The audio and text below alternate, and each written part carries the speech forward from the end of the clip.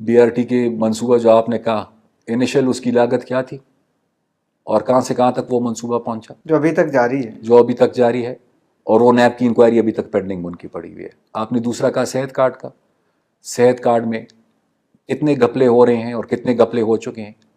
Health department, insurance والوں اور private hospitals کی ملی بھگت سے حکومت کو کتنا نقصان ہوا ہے اربوں روپے کا، اس کا حساب کتاب کبھی لگا لیجئے گا۔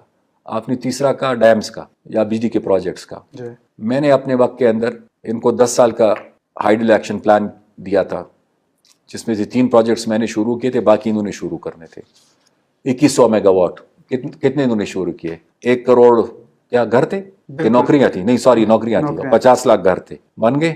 آپ نے صبح میں دیکھا ہوگا سر، بتائیں نا آپ۔ وہ پرویز خٹک صاحب ایک دفعہ اسمبلی میں کہہ رہے تھے کہ جی بجٹ کے دوران کسی نے کہا کہ جی پختونخوا میں بڑی غربت ہے اور پختونخوا کا سوچے، اور تو پرویز خٹک صاحب سپیچ کے لیے کھڑے ہوئے تو انہوں نے کہا کہ پختونخوا میں تو کوئی غریب ہی نہیں ہے، آن ریکارڈ پختونخوا میں تو کوئی کچا گھر ہی نہیں ہے۔ تو جب ان کو پختونخوا میں کچا گھر نظر نہیں آ رہا، ان کو پختونخوا میں غریب نظر نہیں آ رہا، تو ایسے لوگوں کے ساتھ میں کیا بات کروں یا ان کو میں کیا کنونس کر سکوں؟ لیکن 13 سال کا عرصہ بہت عرصہ ہوتا ہے، انہوں نے کچھ اچھا کام بھی کیا ہوگا، یہ میں نہیں کہتا، لیکن بائی اینڈ لارج جتنا وہ کر سکتے تھے اس سے بہت بہتر کر سکتے تھے۔ اور میں یہ سمجھتا ہوں کہ کسی بھی پروونس کے مطلب کسی بھی فیلڈ کو آپ دیکھ لیں، کسی بھی ایریا کو دیکھ لیں، ہم آگے بڑھنے کی بجائے پیچھے کی طرف چلے گئے۔ لیکن پھر میں یہ کہوں گا کہ وہ عشق اور محبت جو ہے نا، جو اندھی ہے، بس اس سے سارا نظام چل رہا ہے۔